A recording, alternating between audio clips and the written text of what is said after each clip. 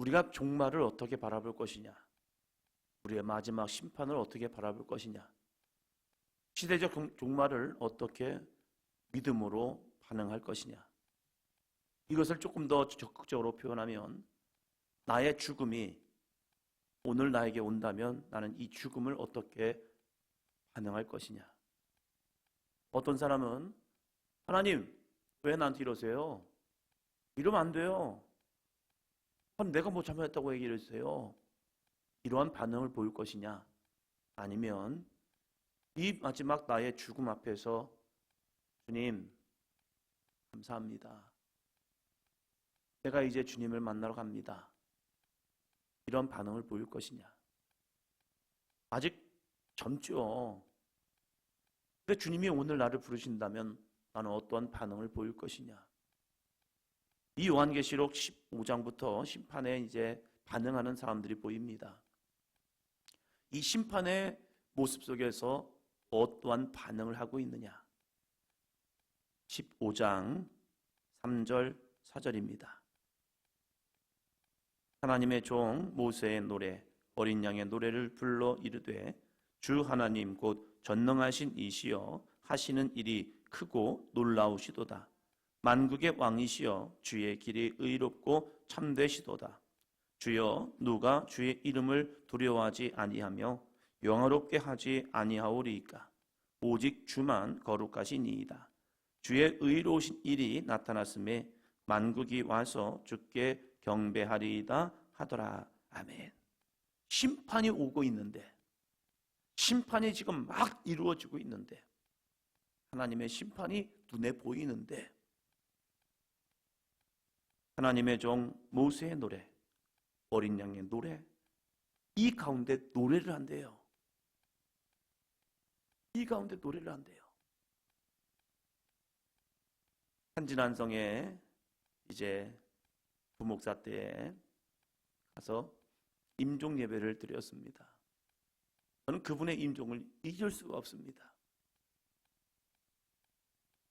이제 전화가 왔습니다. 권사님에게. 목사님, 저희 어머니께서 돌아가실 것 같습니다. 오셔서 임종 예배를 드려주시죠. 네. 늦은 밤에 가서 이제 면북과 가서 예배를 드리기 시작했습니다. 저 높은 곳을 향하여 날마다 나아갑니다. 그분이 숨을 좀 고르지 않은 거예요. 숨 쉬는 게. 그래서 저도 이분을 보면서 이제 돌아가시겠다 그러면서 이제 언제 돌아가시려나 하고 이제 손을 잡고 찬양을 하고 예배를 드리는데, 갑자기 그분이 누워 계신 분이, 기력도 없으셔서 숨도 헐떡이시는 분이 손을 쭉 드시는 거예요. 내가 가시려나 보다. 그러다가 갑자기 눈을 뜨시더니 예불 목사님 왔다고 그러시는 거예요. 그래서 저도 놀랬죠. 그래가지고 가서 찬양을 하는데 안 돌아가시는 거예요. 살아나셨습니다. 돌아가시라고 예배드렸는데 왜 살아나시지? 그러면서 또 집에 갔다가 또 며칠 있다가 또 권사님이 전화가 왔습니다. 진짜 돌아가실 것 같다고. 그래서 예배를 드리는데 이분의 임종 예배를 쭉 드리면서 이분이 자신도 함께 찬양을 하는 거예요. 여러분에게 있어서 죽음이 지금 나한테 오고 있다. 이것을 내가 감지하고 있습니다. 자신도. 그때에 옆에 있는 나의 죽음을 이제 준비하며 하나님을 예배하고 있는 그 사람들과 함께 찬양을 부를 수 있을까? 어떤 분은 두려워하는 분이 있습니다. 근데 이분은 참 평온했어요. 함께 옆에서 죽음을 준비하고 있는 저나 다른 분들의 마음도 너무 평안한 거예요. 이 자녀들의 마음도 너무 평안한 거예요. 그러면서 참 죽음이 아름답다. 이 마지막 임종 앞에 있는 이분의 믿음이 참 아름답다. 젊은 성도님의 이 죽음 또한 마찬가지였습니다. 천국에 대한 확신이 있어서 그분이 죽음을 맞이하는데 고등학교, 중학교 자녀를 둔 이 남자분의 성도님의 죽음을 보면서 성도님인데 아직은 젊은데 이 아이들이 성장하는 모습을 더 봐야 하는데 이 죽음 앞에서 죽음을 준비하는 이분의 믿음을 보면서 어떻게 이렇게 담대하지? 신앙생활 잘하던 분도 아닌데 이 복음이 그 안에 들어오고 십자가의 은혜가 들어오니까 이분의 죽음을 바라보는 시선이 달라진 거예요. 그것도 한 달 사이, 아니 한 며칠 사이, 몇 주 사이에 그분의 마음이 확 변한 거예요. 처음에는 죽음에 대한 두려움이 있더니 이 천국에 대한 복음의 역사가 들어오니까 그 죽음을 담대하게 받아들이면서 내가 이제 천국을 향해 가는구나. 왜요? 믿음이 생겼기 때문입니다. 하나님의 종 모세의 노래, 어린 양의 노래를 보면 주 하나님 곧 전능하신 이시여 하시는 일이 크시고 놀라우시도다. 하시는 일이 크시고 놀라우시도다. 지금 하시고 있는 게 뭔데요? 심판이거든요. 온 세계를 향한 심판이거든요. 근데 그것이 크고 놀랍다는 거예요. 그리고 뭐라고 말합니까? 주의 길이 의롭고 참되시도다 라고 말합니다. 4절 후반부에 보면 오직 주만 거룩하시니이다. 주의 의로우신 일이 나타났음에 만국이 와서 주께 경배하리다. 심판이 오는데 만국이 와서 주께 경배하리다. 그러면서 주의 의로우신 일이 나타났다는 거예요. 심판이, 마지막 멸망이, 우리의 죽음이 의로우시다는 거예요. 법정에서 두 사람의 부류가 있죠. 이제 언도합니다 하면서 이제 재판장이 이 사람에 대한 사건을 언도할 때가 있습니다. 그러면서 이 사람은 이런 상황 때문에 이제 무죄합니다 하면서 딴 할 수 있겠죠. 그러면 어떤 사람은 재판장 참 옳으십니다 라고 하는 사람이 있고, 어떤 사람은 아니 어떻게 그럴 수가 있습니까 라고 하는 사람도 있습니다. 이 재판장의 선택에 있어서 사람들의 반응은 엇갈려요. 시시비비를 가릴 때에 거기에 반응한 사람이 있습니다. 이 재판장이 옳은 판단을 할 때에 의로운 자는 맞아요, 재판장은 옳았습니다, 잘하셨습니다. 근데 불의한 자는 자신에게 어떠한 이 문제가 발생하면 세상이 왜 그러냐고 그러면서 자기에게는 불의한 것처럼 이야기한다는 겁니다. 우리에게 있어서 심판은 어떠한 모습으로 다가올까? 개인적인 죽음이 나에게 올 때에 이 죽음을 어떻게 나는 반응할까? 다른 것 볼까요? 16장 7절입니다. 16장 7절. 또 내가 들으니 제단이 말하기를 그러하다. 주 하나님 곧 전능하신 이시여 심판하는 것이 참되시고 의로우시도다 하더라. 심판하시는 것이 참되시고 의로우시도다. 악인은 멸망입니다. 악인은 지옥불입니다. 악인은 처절한 심판입니다. 그리고 의인에게는 영광스러운 구원이 임하였습니다. 그 영광스러운 구원이 나에게 주어지기에, 그 환난 속에서 믿음을 지켰기에, 그 수많은 미혹의 삶 속에서 나의 믿음을 지켰기에 그 구원받는 사람들은 하나님의 심판은 참되시고 의로우시도다 라고 말합니다. 그러나 불의한 자들 볼까요? 10절, 11절입니다. 또 다섯째 천사가 그 대접을 짐승의 왕좌에 쏟으니 그 나라가 곧 어두워지며 사람들이 아파서 자기 혀를 깨물고 아픈 것과 종기로 말미암아 하늘의 하나님을 비방하고 그들의 행위를 회개하지 아니하더라. 아멘. 하나님의 심판 때문에 세상이 어두워졌습니다. 어두워지고 사람들이 아파서 자기 혀를 깨뭅니다. 얼마나 아팠으면 자기 혀를 깨물고 있는 거예요. 그리고 아픈 것과 종기로 말미암아 하늘의 하나님을 뭐예요? 비방하고라고만 합니다. 하늘의 하나님을 비방한다는 거예요. 아니 어떻게 나한테 이럴 수가 있어요? 내가 뭐 잘못했다고 뭐가 문제라고 하면서 야 이거 세상이 불안전해 이거 너무해 나보다 더한 사람도 있는데 하면서 하늘의 하나님을 비방하고 그들의 행위를 뭐하지 않죠? 회개하지 아니하더라. 회개하는 마음이 없기에 마음의 양심의 성령의 표현대로 화인 맞았기에 자신의 모습은 보지 못하는 거예요. 자신의 죄악은 보지 못하는 거예요. 그러면서 하나님의 심판이 왔으니까 그 심판 가운데 자기가 멸망으로 가는 모습을 보면서 야 이거 불의하다. 법원에서 보면 즉결 심판이 있더라고요. 당신 언제 이렇게 가지고 언제부터 언제까지 이렇게 심판합니다. 그리고 이제 집에 들어가셔서 심판 때가 되면 이제 당신 이제 들어가십시오. 이렇게 하는 반면에 판사가 이 신문하고 이렇게 하던 가운데 그냥 하고 있는 거예요. 그냥 아직 구속수감이 아니에요. 그냥 그래서 둘이 이제 시시바비를 가리다가 이 사람이 자기가 지은 죄를 깨닫지 못하고 계속 부인하고 증거 은멸의 그 모습이 있으면 그냥 잠깐 1심 받으러 왔단 말이에요.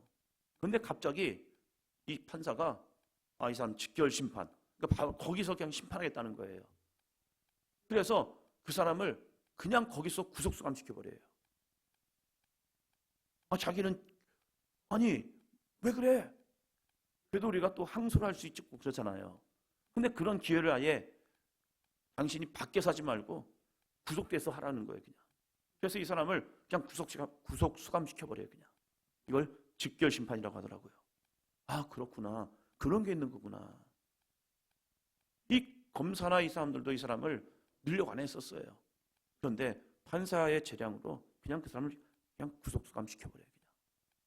이런 과정도 있더라고요. 그러면 또 난리 나죠. 왜 나만 가지고 그러냐고. 그 사람이 그런 이유가 있어요. 회개의 조짐이 없기 때문에 그래요. 자신의 삶을 돌이키는 마음이 없기 때문에 당신은 그러면 안 돼 하면서 그냥 판사의 재량으로 시켜버린 경우도 있더라고요. 하나님은 심판 가운데 정확하십니다.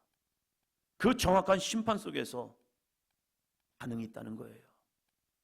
하나님을 찬양하는 자가 있고 하나님은 의로우십니다라고 하는 자가 있는 반면에 어떤 사람은 하나님을 비방하면서 자신이 회개하지 않는 그들의 모습도 있다는 사실입니다. 그런데 우리가 어떻게 구원받을 수 있습니까? 심판이라는 것은 두려움이에요. 왜요? 우리는 완벽하지 않기 때문에 그래요.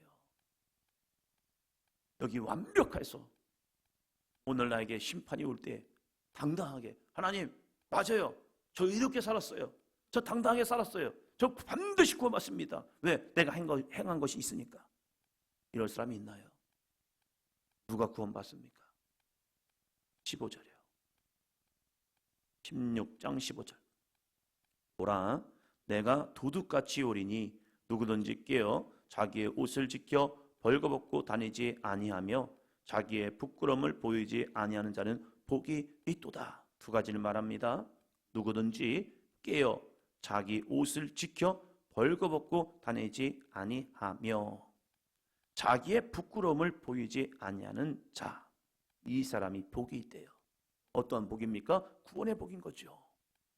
여러분, 누구든지 깨어 자기 옷을 지켜 벌거벗고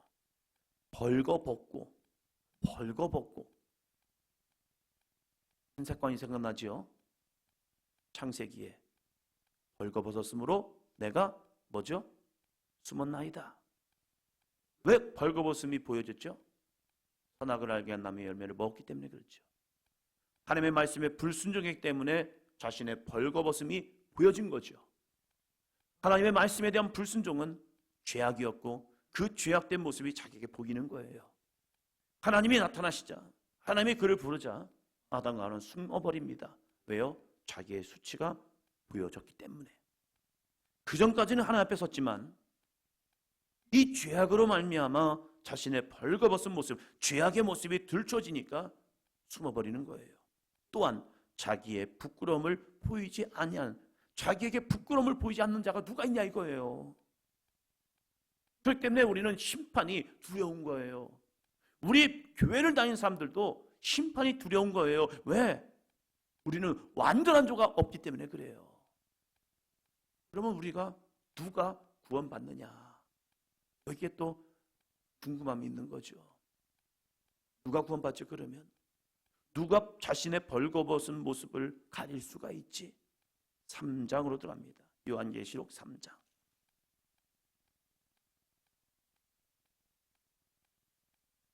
4절. 그러나 사대에 그 옷을 더럽히지 아니한 자 몇 명이 내게 있어 흰 옷을 입고 나와 함께 다니리니 그들은 합당한 자인 연고라. 어떤 옷을 입고 다닌대요? 흰 옷을 입고. 누구와 함께요? 주님과 함께 다니리니 그들의 합당한 자인 연고니라. 흰 옷을 입어야 하는데, 그 옷을 더럽히지 아니한 흰 옷을 입어야 하는데 그 흰 옷을 누가 또 입느냐? 18절입니다. 내가 너를 권하노니 내게서 불로 연단한 금을 사서 부요하게 하고 흰 옷을 사서 입어 벌거벗은 수치를 보이지 않게 하고 안약을 사서 눈을 발라 보게 하라. 여기서 흰 옷을 어떻게 하래요? 사서 입으래요. 그래서 뭘 가립니까? 벌거벗은 수치를 보이지 않게 하라는 거예요. 흰 옷을 사서 입어야 합니다. 우리의 벌거벗은 모습은 누구나 같아요. 저도 여러분도 벌거벗은 모습이 돼요. 우리의 죄악이 하나님 앞에 설 때에 다 들추어져요. 우리의 믿음 없음도 들추어져요. 우리의 연약함도 들추어져요. 우리의 모든 행위가 하나님 앞에 들추어진대요. 이것이 스가랴서의 여호수아 대제사장이었죠. 여호수아 대제사장이 하나님 앞에 서니까 그의 옷에 불에 걸린 옷처럼 모습이 들춰지는 거예요. 그럴 때 사단이 그를 정죄하는 거죠. 하나님, 저를 보세요. 저 더러운 놈, 저 대제사장이 저렇게 더러운 놈이었습니다. 그럴 때 하나님이 뭐라고 말합니까? 보좌에서 음성이 나서 그의 옷을 벗기고 새 옷을 그에게 입혀주는 겁니다. 그래야 우리는 거룩함을 얻을 수 있고 우리의 벌거벗은 수치를 가릴 수가 있습니다. 근데 여기서 무슨 옷을 얘기해요? 흰 옷이요. 흰 옷이 무엇입니까? 성도들의 옳은 행실이라는 겁니다. 우리가 어떠한 의로운 행동을 했습니까? 우리가 어떠한 의로운 행위를 하고 있습니까? 우리의 육신의 삶으로는 의로워질 수가 없다니까요. 그래서 하나님은 우리에게 흰 옷을 입혀주는데 그 흰 옷이 뭐예요? 예수 그리스도의 보혈의 피입니다. 그 보혈의 피만이 우리의 벌거벗은 몸을 보호하고 덮어주고 새롭게 그 옷을 입히고 있다는 거예요. 그것이 내일의 말씀이죠. 심판 속에서 구원받을 수 있는 것은 성경은 분명히 말합니다. 우리들의 행위로서는 구원을 받을 수 없다. 그러면 우리는 어떻게 자기 옷을 지켜 벌거벗고 다니지 아니할 수 있을까? 그것은 예수 그리스도 안에 거할 때에 오로지 가능합니다. 그래서 구원이란 것은 우리의 행위가 아니라 예수 그리스도를 믿음을 통하여 그 믿음으로 흰 옷을 사서 그 믿음으로 예수 그리스도의 보혈의 피를 사서 내가 그것을 입을 때에 그 성도들의 이 옳은 믿음의 행위를 통하여 하나님의 거룩한 의가 우리에게 증거되고 우리의 죄는 덮어짐을 당하고, 그래서 우리는 하나님의 거룩한 의의 자녀가 되어 마지막 날 구원받는 믿음의 삶이 될 줄로 믿습니다. 한 해를 마감하면서 나는 오늘도 예수님 안에 있는가? 나는 주님 안에 있는가? 그 주님의 사랑 가운데 있는가? 베드로도 마찬가지죠. 그는 완전한 자가 아닙니다. 그러나 주님은 그를 의롭다 칭찬하시고 너는 내 제자고 너는 내 사도야 말씀하시는 이유는 한 가지요. 그가 주님을 사랑하기 때문입니다. 2025년을 준비하면서 정말 우리 가운데 있는 주님을 향한 거룩한 사랑, 그 사랑을 의지하며 다시 주님 붙들고 나아가는 2025년이 되기를 축원합니다.